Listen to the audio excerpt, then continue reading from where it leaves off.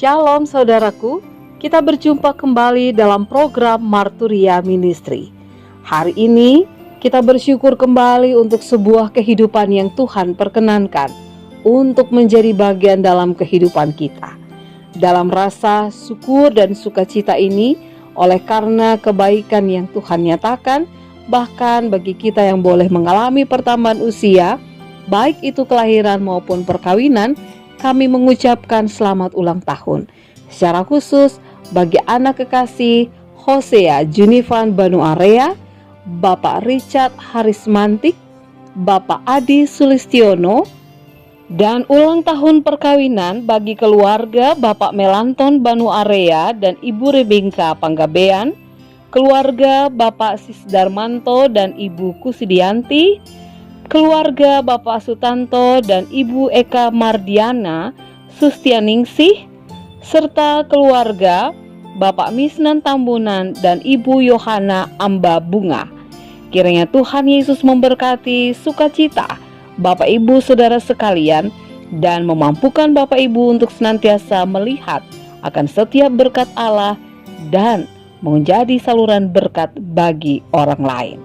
Hari ini firman Tuhan akan menyapa kita kembali. Sebelum kita membaca dan merenungkan firman Tuhan, mari kita berdoa.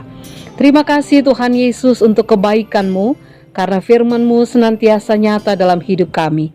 Tuntunlah kami dalam Roh Kudus-Mu, agar kami dapat mengerti dan memahami kekayaan firman Allah, sehingga hidup kami bukan hanya sekedar menjadi pendengar, tapi juga menjadi pelaku firman Tuhan yang setia. Di dalam nama Tuhan Yesus kami berdoa. Amin. Bapak Ibu Saudara yang kekasih, bacaan Alkitab kita pada saat ini terambil dari kitab Nehemia pasalnya yang keempat, ayatnya yang pertama hingga ayatnya yang kelima yang menyatakan, ketika Sanbalat mendengar bahwa kami sedang membangun kembali tembok, bangkitlah amarahnya dan ia sangat sakit hati. Ia mengolok-olokkan orang Yahudi dan berkata di hadapan saudara-saudaranya dan tentara Samaria, apa gerangan yang dilakukan orang-orang Yahudi yang lemah ini? Apakah mereka memperkokoh sesuatu? Apakah mereka hendak membawa persembahan? Apakah mereka akan selesai dalam sehari? Apakah mereka akan menghidupkan kembali batu-batu dari timbunan puing yang sudah terbakar habis seperti ini? Lalu berkatalah Tobia, orang Amon yang ada di dekatnya, sekalipun mereka membangun kembali, kalau seekor anjing hutan meloncat dan menyentuhnya, robohlah tembok batu mereka. Ya Allah kami, dengarlah bagaimana kami dihina. Balikkanlah cercaan mereka menimpa kepala mereka sendiri, dan serahkanlah mereka menjadi jarahan di tanah tempat tawanan. Jangan kau tutupi kesalahan mereka dan dosa mereka, jangan kau hapus dari hadapanmu, karena mereka menyakiti hatimu dengan sikap mereka terhadap orang-orang yang sedang membangun. Demikianlah pembacaan Alkitab. Menjaga hati dan berusaha merespon dengan baik sikap orang yang tidak menyukai apa yang kita kerjakan memang bukan hal yang mudah. Terkadang kita terbawa pada sebuah situasi yang membuat akhirnya kita tidak lagi melanjutkan pekerjaan yang sudah kita mulai. Nehemia berhadapan dengan Sanbalat dan Tobia yang berusaha menghalangi pekerjaan mereka. Ada kata-kata hinaan yang berusaha melemahkan mereka.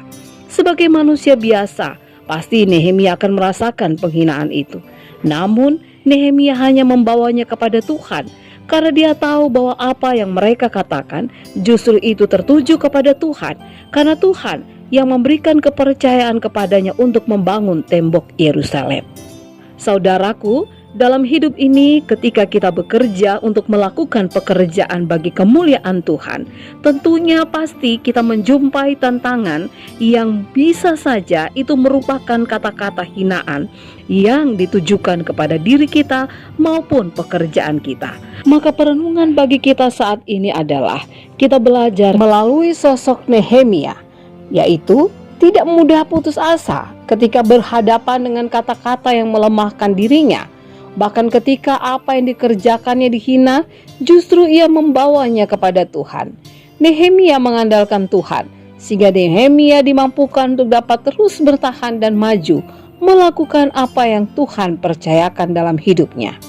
Jadi, jika ada kata-kata yang melemahkan kita, lihatlah itu sebagai cambuk yang membuat kita semakin termotivasi untuk berhasil.